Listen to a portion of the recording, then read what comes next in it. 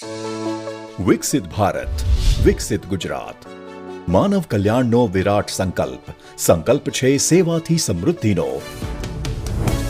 ગુજરાતના સામર્થ્યનો, જેના પાયામાં છે વડાપ્રધાન શ્રી નરેન્દ્રભાઈ મોદીનું દૂરંદેશી નેતૃત્વ અને મુખ્યમંત્રી શ્રી ભૂપેન્દ્રભાઈ પટેલના અવિરત પ્રયાસો.